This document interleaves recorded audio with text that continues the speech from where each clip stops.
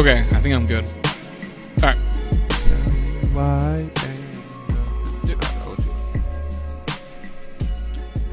Welcome to today's episode of Juicing the Numbers, a statistics in sports podcast. I am your host, Joshua Tracy.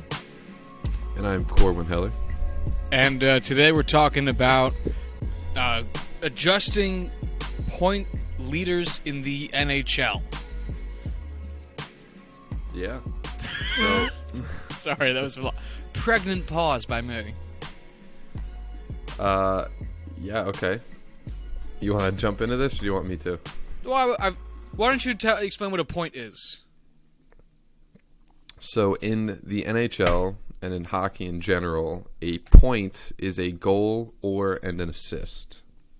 So, on the scoreboard, you get 1 point for one goal, but on the score sheet, if you were the person who passed the puck or the person who passed to the person who... Wow, okay. No, that was right. I know, it just, in my head, that was just a loop that never would have ended. Okay. So, you get a goal if you score a goal. You get an assist if you pass to the goal scorer or if you pass to the person who passes to the goal scorer. So, what we're going to talk about today is primary points, which is the person who passes to the goal scorer and the goal scorer themselves. Those are considered primary points. And then there's secondary assists, which is what we're talking about. Yeah, I actually had a really hard time finding a cohesive breakdown of secondary versus primary assists. So I ended up doing something marginally different. And I was trying to actually think of why, like, hockey reference doesn't break it down. I think if you go into the actual game log, like an individual player's like game log, it will say, like verbally say, secondary assist or whatever their terminology was, but there's no like stat sheet on hockey reference or on NHL.com that I found anyway that broke it down in a cohesive manner. So I guess before we get into all this, because we're basically what we're talking about is how you value a goal as a point versus an assist as a point versus a secondary assist as a point, and they're on and they're out. So I guess the NHL and the bodies that judge it for the most part don't care much. I guess I kind of care, but I guess they don't. Yeah, it's one of those things where I don't know why they... I get why they even track secondary assists, you know, just because it could be, you know, a simple 1, 2, 3 or like a quick triangle setup and all that, but it's definitely not something that I value that highly. Like when you look at it, so I went to Corsica to find all my information, and I know I talked to Josh about it. He wasn't able to get the website to work on his laptop, which is why he struggled to find it, but they had a nice breakdown of it. Basically, it's just an indicator for how closely tied you are to a play at any given time, which is why breaking it down between primary and secondary is somewhat important. Yeah, I mean, like, at the end of the day, I don't think it's, like, the most useful thing in the world. Like, I don't think I would look at, I think Nikita Kucherov, I use 2017, 2018 stats. I think Nikita Kucherov had 1 million assists and not a lot of goals. So I don't think I'd look at him and be like, but of all those assists, fucking half of them were secondary, that punk bitch.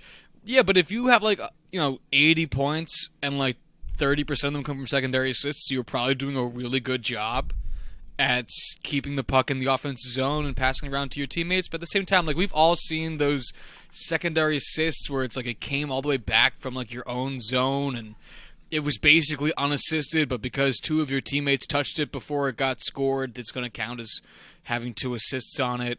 It feels very situational at times. I guess what I'm getting at with it. But so you inhaled. I thought you were going to say something. Oh no, I am just breathing to survive. Oh, that's unfortunate. All right. So then let's just jump on in. Corn and I, for once, both made Excel spreadsheets because we both prepared for this. Do you want to start with yours? Walk us through what you did. Yeah, I mean, I actually made one for once, so I might as well use it primarily. Yeah. So basically what I did is I took the Corsica. They basically just create a giant spreadsheet. It's just a database with a bunch of different information. So I basically just set the limit at 900 minutes played so far this season, which left us with 174 skaters, which I think is a decent mix of just top 6 forwards, probably third line guys, and then a good amount of defensemen that we're going to talk about, how we broke this down. So Corsica only lists primary points for some reason and doesn't just give us a secondary. But if you just subtract that from all of the points, it's very easy to calculate. So I created a spreadsheet with basically the basic goals, assists, points, and then their pace, and then broke it down between primary and secondary points. And then I have the difference between primary and secondary points, which actually was probably the most interesting to me, just to see what players are heavily favored in their offense, which basically means what players are just fed the puck, and all offense for that team goes for them. So I'll talk about that in a minute. And then I broke down and weighted each one. So I created a primary and secondary weight for forwards and defensemen. And I kind of was playing around with it. Right now I just have it set as 2 points for primary, 1 point for secondary, just as something that'll give us nice whole numbers. And then weighted their points for each column and gave us a weighted point pace for 82 games. And then seeing as we just talked about plus statistics in all of our baseball podcasts, I did a weighted points plus.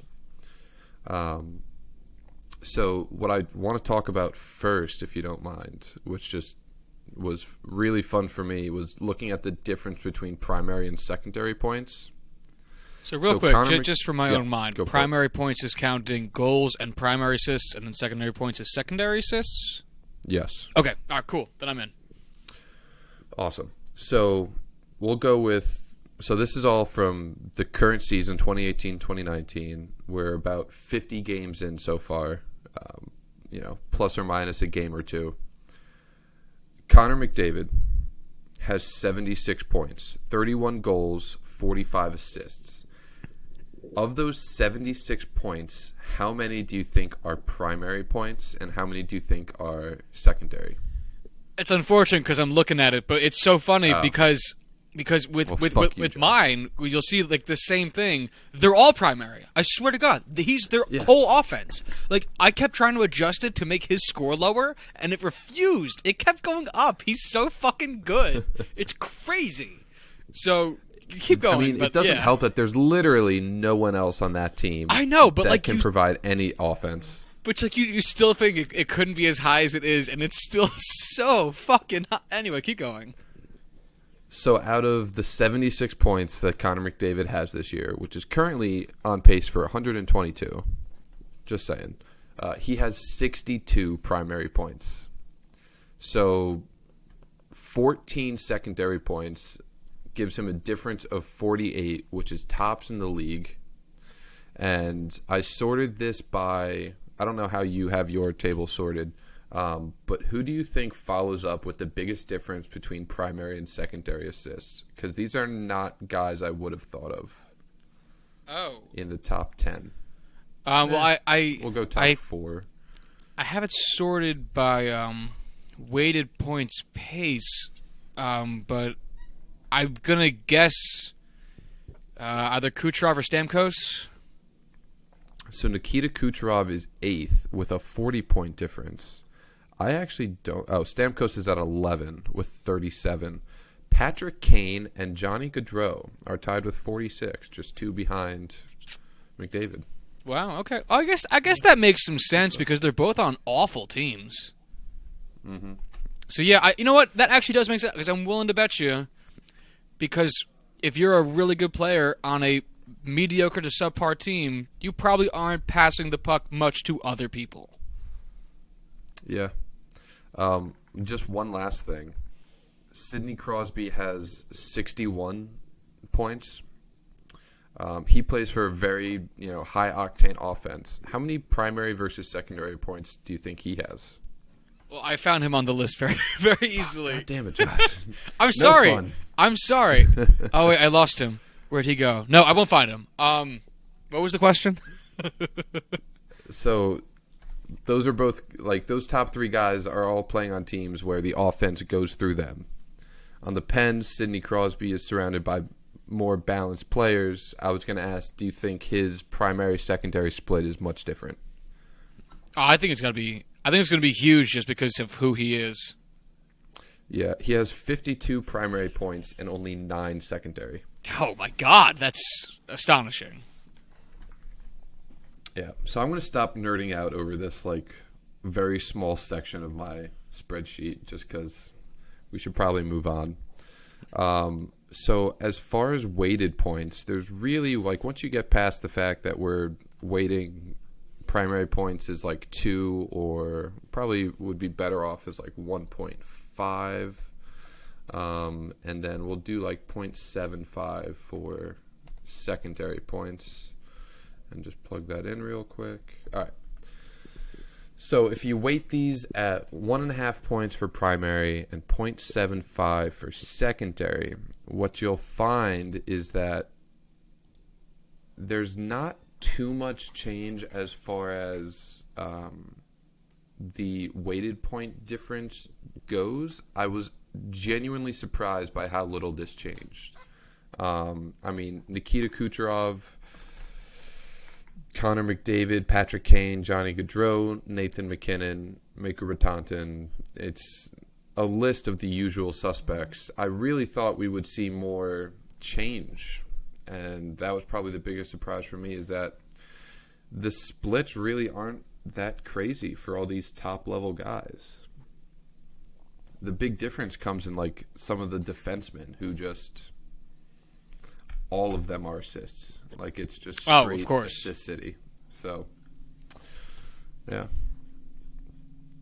So what would you say was your biggest takeaway from this after you did all your plug-in and equating and searching? It's amazing how no matter how many stars are on a team or, you have 12 guys on offense, 4 lines of 3 forwards. You got 8 guys on defense playing good minutes. And it's always down to 1 or 2 guys who are essentially all the offense for a single team. You're not wrong. Yeah. The Pens have 3 guys, but they're kind of a special exception to the rule. Same with the Avalanche with their top line. Actually, out of curiosity, could you tell me how does Sidney Crosby's numbers different from Evgeny Malkin's? Because I'm curious. Evgeny Malkin's. All right, so we have Sid there. Let's see, where is Malkin? Whichever numbers you think are most relevant for comparing the two, if you could just relay them. Because now you've got me curious. Because you're right, they do have several people like this. All right, so let's go. We have Sidney Crosby here. So he's ranked 8th overall in the league in points. Evgeny Malkin is ranked 21st. So Sidney Crosby has 23 goals, 38 assists, with 52 primary points, 9 secondary. Evgeny Malkin has 14 goals, 41 assists, with 37 primary and 18 secondary. So if you really look at the difference, Sidney Crosby has a 43-point primary-secondary split. Evgeny Malkin only has 19. Oh, okay. You watch a bunch of Pens games. Granted, Crosby plays with guys like Dominic Simon and Jake Guentzel, who... Jake is a good player in his own right, but those aren't superstar players. Meanwhile,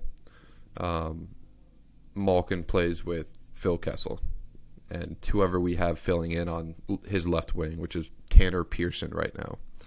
But still playing with a tremendous goal scorer like Phil Kessel, you tend to have a couple more secondary assists.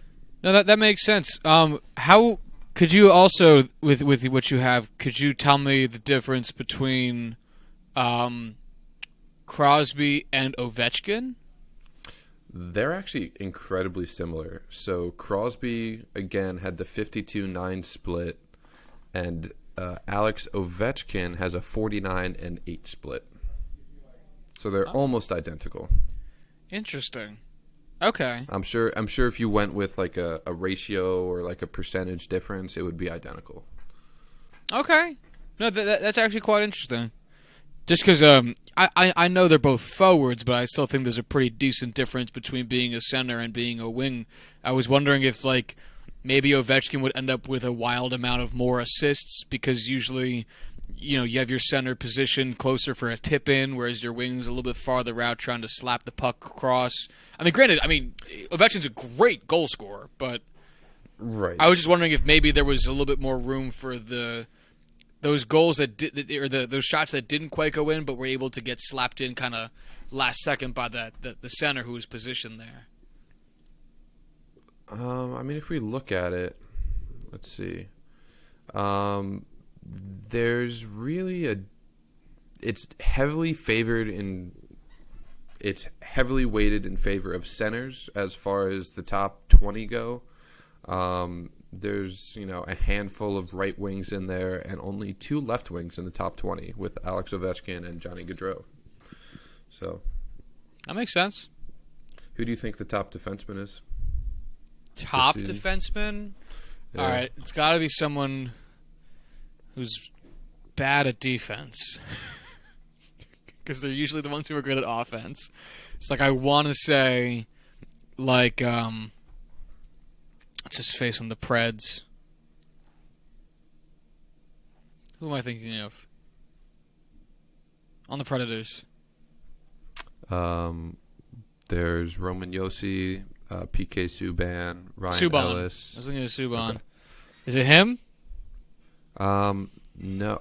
So actually, I forgot to clarify. Which stat are we talking about? Like difference between the two? Whichever one you were really basing this off of. All right. Well, so we'll go with difference between primary and secondary assists. Okay.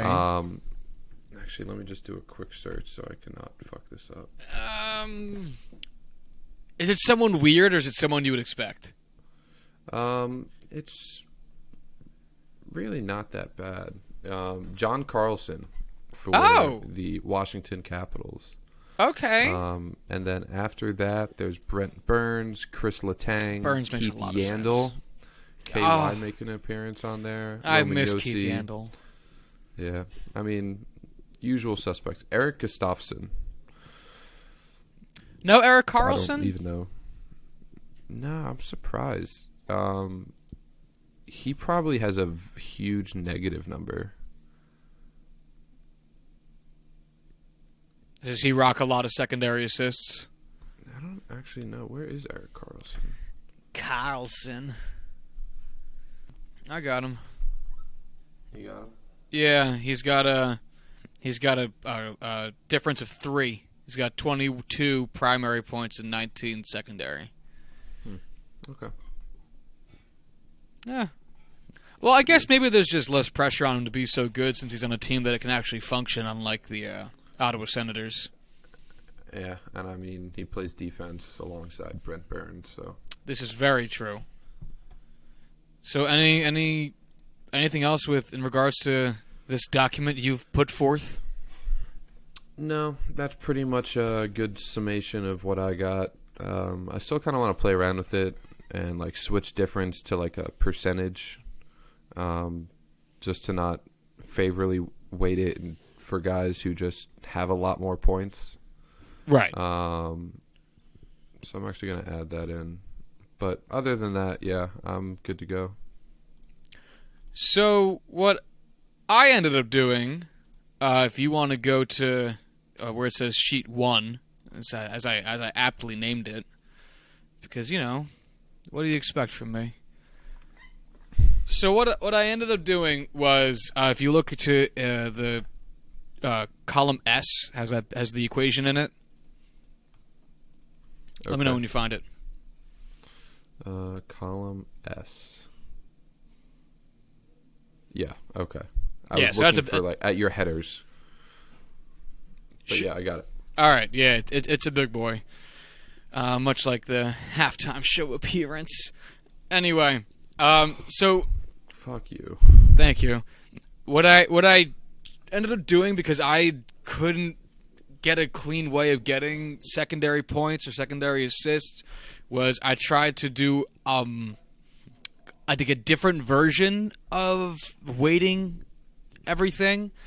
So what I ended up doing was I have a nice long equation full of fun looking stuff.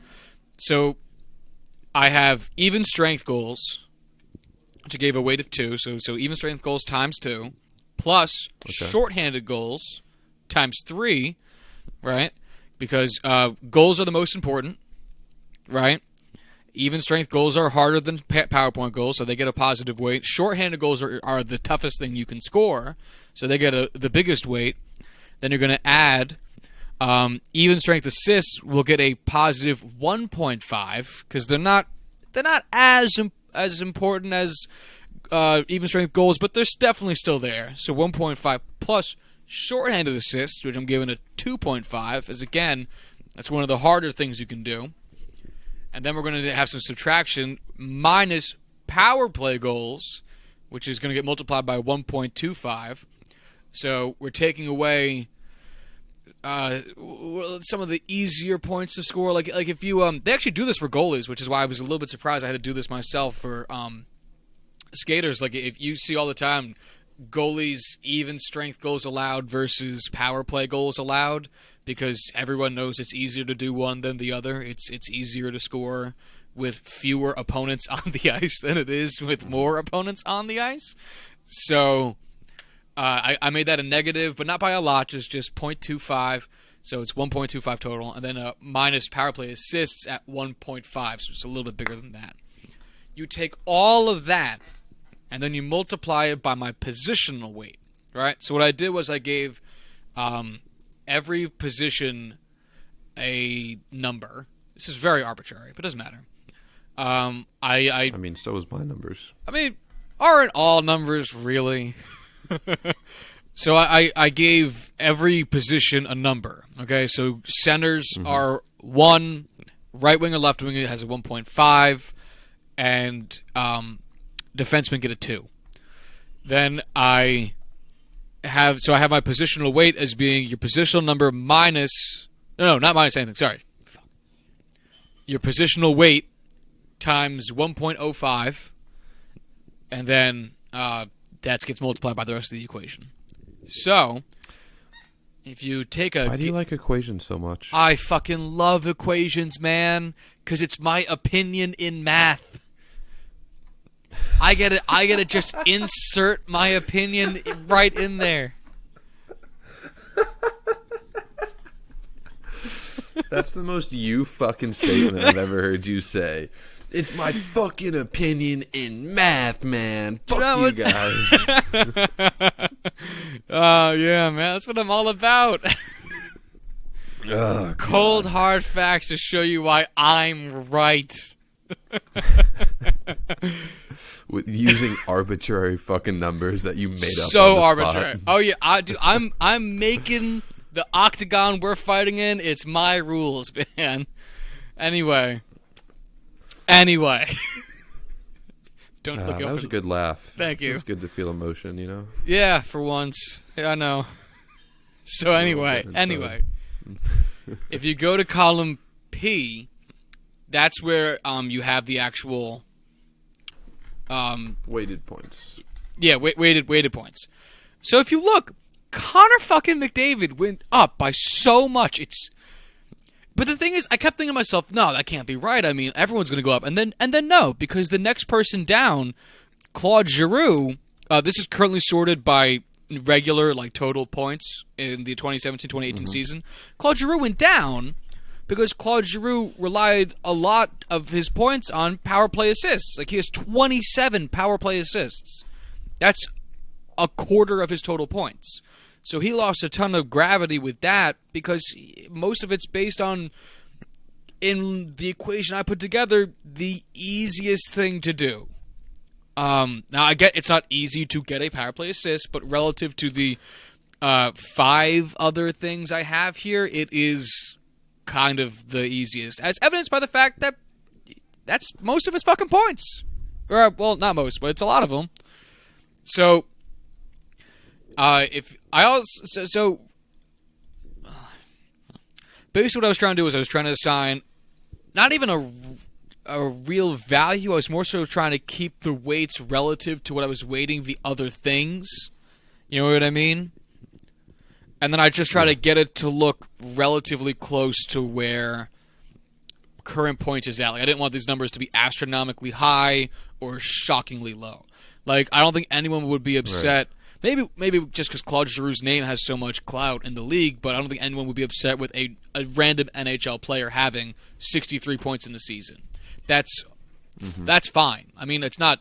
I mean, if he plays 82 games, it's a fair bit under a point per game, but no one does that anymore. So chances are he's right about a point per game, and you'll take that. Like, you'll absolutely take that. So right. Well, and this is why I was saying before, I was just so fucking fascinated by Connor McDavid, because he had 108 points, which led the league last season, and when weighting this, he went up to 132 because all of his points are from goals. Even strength goals and even strength assists. He had 35 even strength goals to 5 power play goals and 1 shorthanded goal, and then he had 49 even strength assists to 15 power play assists and then 3 shorthanded assists. Like, all of his shit was even strength. Everything. So how do you have your sheet sorted? It's currently sorted by regular season, like total point, column G, points. Just 2017. Do yourself a favor and sort by weighted points, because the guy at number 1 above Connor McDavid is blowing my mind. Victor Arvidsson. Yeah, 23 of his 29 goals were at even strength. And then 3 of them at shorthanded. 32 assists were even strength as well. Yeah, he did nothing on the power play. Wow. And he gets a positional weight for being a left winger. Yeah, I mean, I'm going to look up his, because I know he's having a tremendous season this year. Yeah, actually, I'm curious. Tell me what his current season looks like. I'm wondering if maybe this could be a predictor of things. Looking up the stats on Corwin Heller's personal fantasy team, Victor Arvidsson has, in 30 games played, he has 21 goals and 7 assists for 28 points. Damn, that's pretty nice.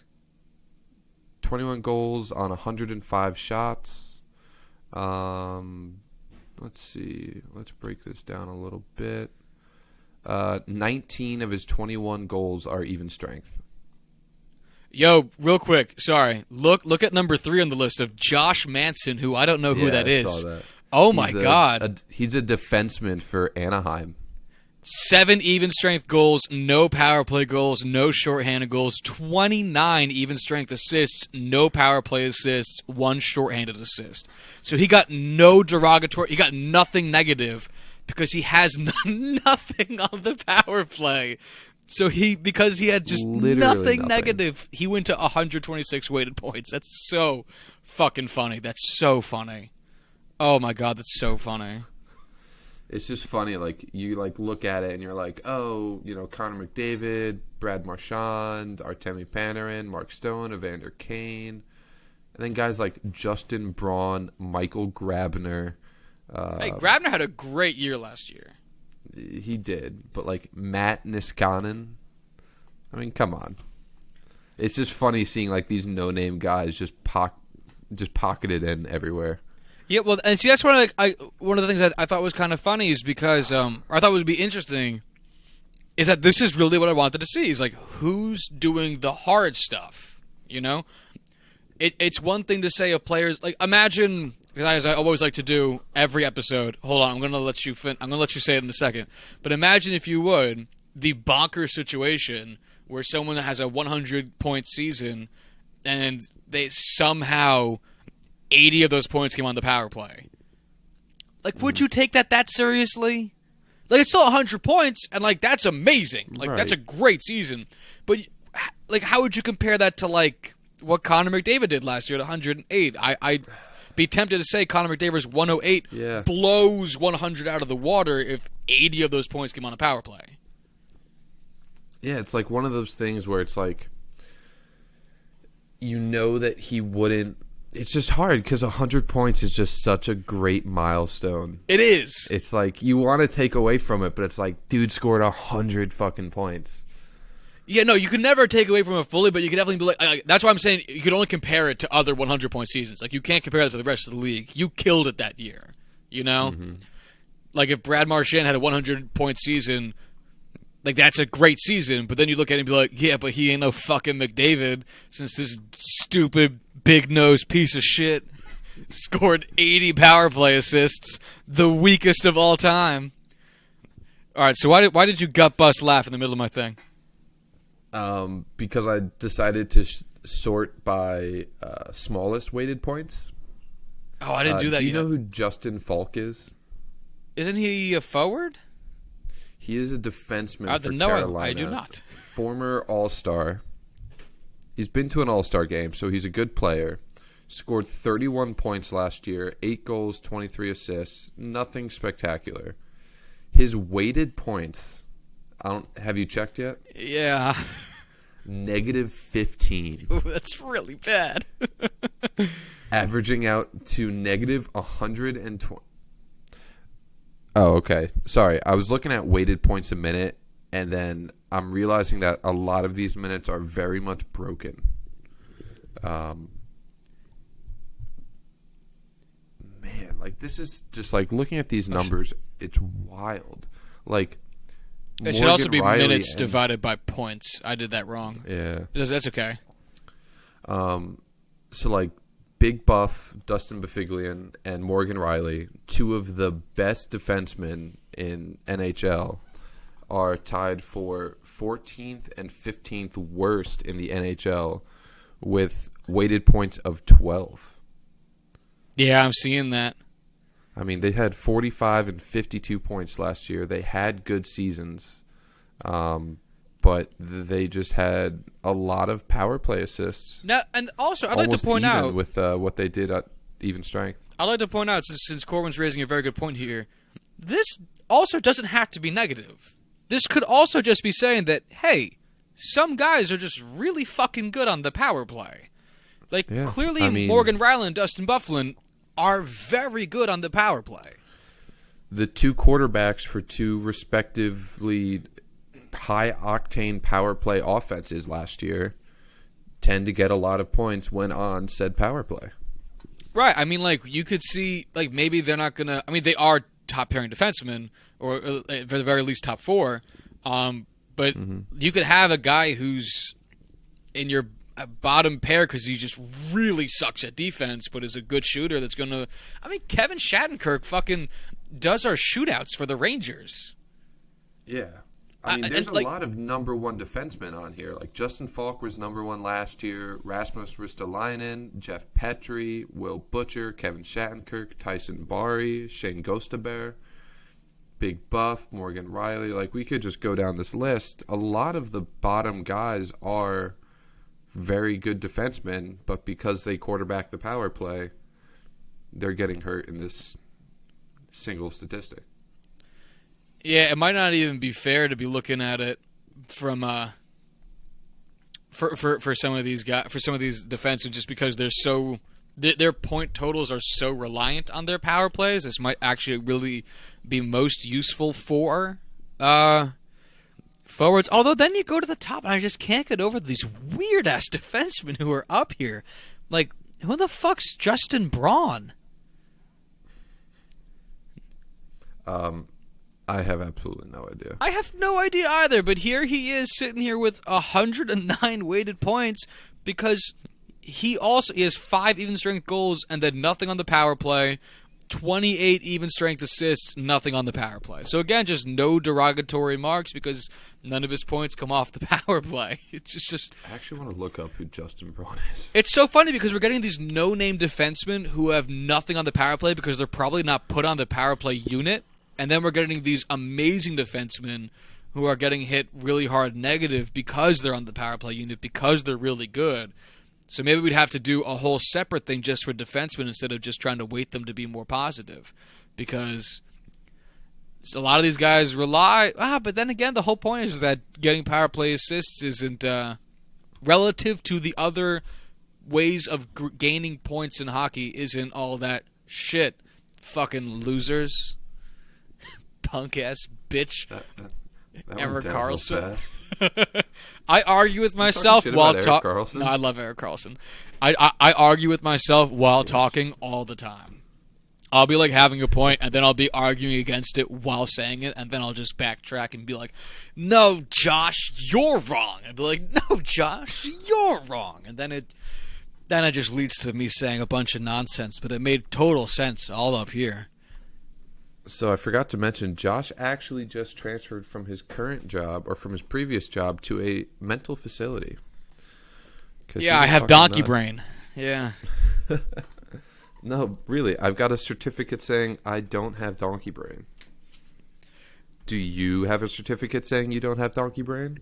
Nuh-uh, motherfucker! Alright, so, looking at Connor McDavid here, I also did a weighted points plus kind of deal. 259. 259. He's 200, and for all intents and purposes, 60 points... percentage points, I'll say. No, he's 160% better than your average point collector in this weighted point system. And 1% worse than Victor Arvidsson. Victor fucking Arvidsson. The weirdest dude alive. Oh. I love that man. I don't know who he is. I love that man. Like, I liked him because I drafted him in fantasy, and he's been a lottery ticket that's paid off. I love him because of the spreadsheet you put together. And that's why I'm here, to bring people together.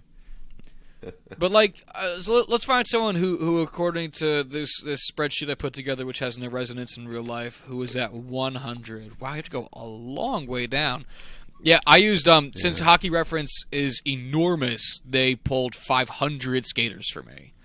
So I'm sure if you lopped off a lot of these guys at the bottom, this would look a lot, or this would make a lot more sense.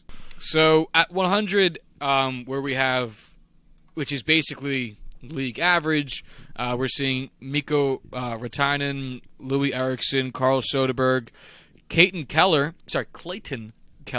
lick my balls, Clayton. Dumbest guy in hockey. Tyler Pitlick, Brandon Suter, Marcus Foligno. Those are all people. Like we, just above it, we have Cody Eakin. Raitanen and Clayton Keller are much better than people. What's signified here.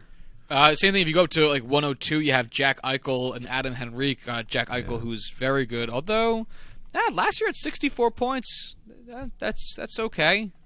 He could be better. He played 67 games. Oh, really? Yeah. Oh, that's a shame. Mm-hmm. Fucking loser. He is a loser. You should tell him that. I'd love to slap his pee-pee. Jesus Christ. You remember that whole thing?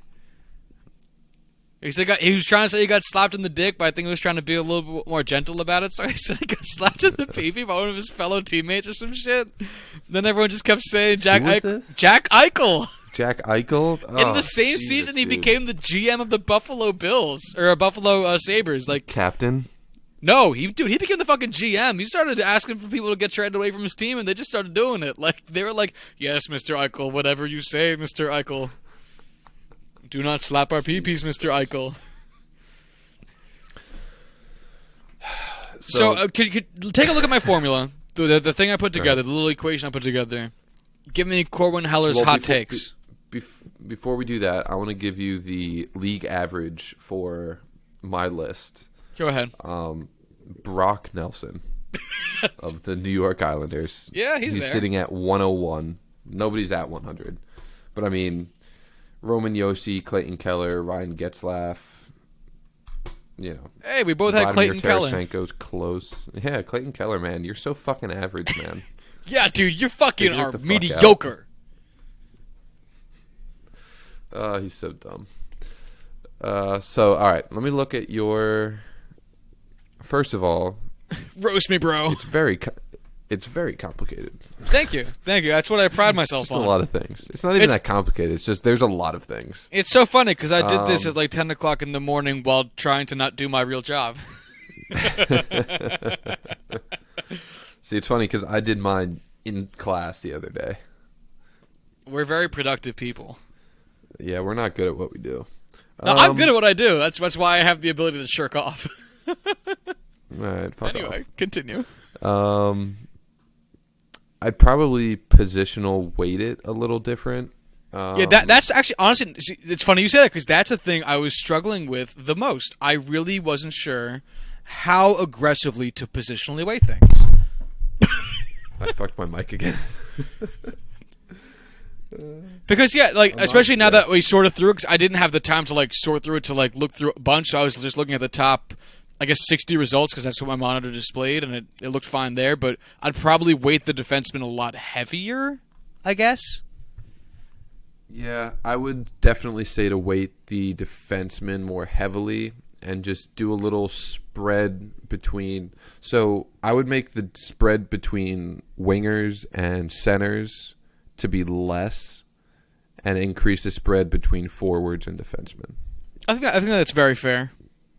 On mine, I didn't distinguish between centers and wingers. I probably should have, but I was doing if statements, and it was just easier to do if it's a defenseman or if it's not. But I don't know. I mean, we could probably do that now, but I don't know how you set it up, so it might take a little time. So I'm just going to say fuck it. Yeah, I wouldn't worry about it. Great job, Josh. Thanks, I want to pal. change this. I really don't want to do the work. So good job. The only other thing that I thought about, but as I said, I had to actually do my job, so I had to stop playing with this, is I wanted to subtract or make a separate column for empty net goals, and then have that be a big negative. And just remove that altogether. I wasn't sure. So for the one you thing, could. I mean, it's up to you. Yeah, it is up to me, Corwin. It's my fucking life. No. Fuck yourself. So I had thought about it, but like I ran out of time, and I was like, I mean, look at the shorthanded goals and assists. Like, there's never a lot, and like I'm sure that empty net would be more than shorthand because it's far more common. But I mean, at the same time, I just didn't think it would throw the results off by enough to make it worth actually doing. Though I will admit it is a caveat one could make while going through this, that the equation is, I guess technically you could say, incomplete. But fuck it. I got a life. Do you? I try to. I don't get drunk and break my glasses. All right, fair enough. Yeah, what were you going to say?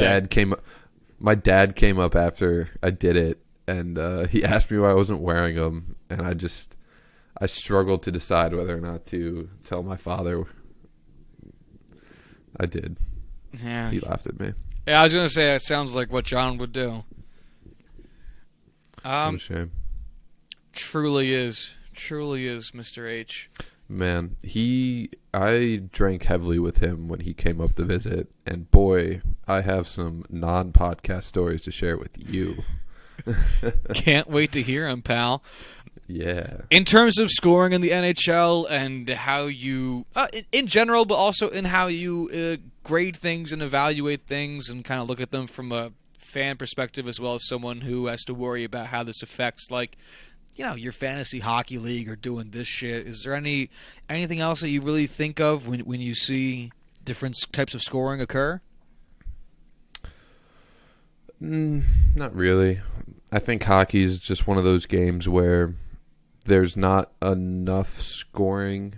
I mean, there's definitely an uptick of scoring these past 2 years, but like there's not enough different kinds where it's really that big of a deal to differentiate. I mean, a goal's a goal, an assist. I'm fine with that. I mean, this was a fun like little thing that we did and put together, but I don't like. I hope they don't actually put something together like this and make it an official stat because I like it the way it is. Yeah, I mean, hockey's a little bit football-esque in that the results aren't always indicative of strictly individual performance, which is why the NHL has kept track of assists forever, because scoring a goal isn't strictly dependent upon the goal scorer. It's also dependent on how he's been set up by his teammates, right? So, like we opened up the show with, I mean, there's a lot of stuff that can't be kept track of. Was it two guys who touched the puck back in your own zone, and then one dude carried it 150 feet across the ice and then did all the scoring? Because, like, when you're looking at that at home, you're thinking to yourself, damn, that was basically an unassisted goal, but on the score sheet, it's going to go down as having a primary and a secondary assist, and it's like, oh, but it wasn't really. Whereas, you'll have a bunch of really fun tic-tac-toe goals that are super cool and a lot of very team-dependent. So, yeah, I think this is fun as an exercise and could be interesting in comparing maybe more specific players rather than like the league, which is kind of how we both did it, although for good reason. You need a sample size. But maybe if you're trying to compare two individual players to be like, how much is this guy's power play efficiency helping or hurting him if we're just looking at point totals? Because maybe I don't care about point totals, but I care about even strength efficiency or, whatever. But yeah, I mean, I like the way hockey is too. That's why I watch it. But this is something I've wondered. So I really dug actually kind of doing it. Yeah, I actually had a lot of fun putting this together and just trying to think of like different ways to expand on it. Well, yeah, it forces you to think a little bit heavier about it, I feel like we're going to be doing a lot more hockey now that football is officially over, and baseball's not yet into the swing of things, so I'm not against that. But it's going to be a lot of fun. Hockey's a fun time. Yeah, y'all should fucking watch hockey. Root for whoever's closest to you. Pens. Go to the games. Or the Pens. Hockey games are fucking cheap, man. Unless you're trying to go to Rangers games. Like, hockey games or Toronto Maple Leafs games or Montreal Canadiens games. But unless you live in Canada, basically. Hockey games Canada are fucking or one of the major, cheap. like, coastal cities. Nah, dude, Kings games are fucking nothing. Well, that's because they suck dick this year. But, like, even when they're good, they don't cost much. No one in LA cares about the Really? Kings. Dude, no one in LA cares Probably about the because Kings. LA has so many other things that people care about. Baseball. Yeah. At least for, like, Being in LA. hometown teams. LA cares about football, but not LA team football. LA cares about the Dodgers. And I guess there's a few guys out there who care about the Angels. As I look longingly at my Mike Trout jersey, which I will be wearing in Los Angeles, and I'm so excited. Anyway, that's not for the podcast. Look at you, big world traveler. Yeah, by the world you mean the same country. Anyway, any closing remarks on this topic? Jeff Skinner has a 78% difference in primary and secondary points. Jesus, all I gotta say. That's huge. What the fuck, Jeff? He has 42 primary points, 5 secondary. Actually, hold on. I just found that while skipping through this, just like while you were talking. Real quick, before we go, give me whichever stat you've been kind of going on. Okay? Okay. Give me the top 5 in it. Ooh, the one that I was just talking about, or just the one that I was... Whichever one you care about the most. So, primary, and the difference between primary and secondary points. Okay? Yep. Connor McDavid, Johnny Gaudreau, Patrick Kane, Sidney Crosby, Mitchell Marner. Okay. So, Connor McDavid falls at number 2 on my list. Who is your second guy? Johnny Gaudreau. Johnny, where are you, Johnny? Granted, we're using different season stats, but still, Johnny Gaudreau's down at number 17 with 103 weighted points. And who is number 3 on your list? Mr. Patrick Kane. Patty was number 28 on my list. And then... Okay. Sid. Sidney Crosby, are you a real human being? Did you die? Nope. Where'd you go, Sid? I mean, with all the brain damage he's had, he might not even be a real person anymore. Ooh. Number 382. I don't even know how that would work. A lot of power play assists. Power play. Lot of power play assists. Lot of them. I mean, he is our power play, so I don't blame him. Yeah, he had a lot of power play assists and a very strong amount of power play goals to work against him. Actually, last year was an interesting year for Sidney Crosby. He had 89 points, and the distribution's kind of funky. 20 even strength goals, 9 power play goals, and then 31 even strength assists and 29 power play assists. So he's pretty even in terms of assists, and then I mean not so far off in goals. Kind of weird. Yeah. Oh well. Usually, probably because he's more of our quarterback on our power play instead of being like he definitely just kind of sits where he sits and just dishes the puck out rather than being the main goal scorer when it's on offense, when it's like his main line, just because of the talent around him on power play versus when he's in the game. No, that makes sense. So that makes a lot of sense. That makes sense to me, yeah. So I love when we justify things to ourselves and they go, no, I'm right. I'm fucking smart. I'm the fucking best. Yeah. We know what we're talking about. Yeah. All right, then if you want to send us an email about this or anything else that we've talked about on this episode or previous episodes, you can email us at juicingthenumbers@gmail.com. If you want to check out show notes, if you want to check out these tables, if you want to check out anything from previous episodes, you can go to our website at juicingthenumbers.wixsite.com/website, juicingthenumbers.wixsite.com/website. You can find our Twitter at juicingpod, at juicingpod, and y'all take care.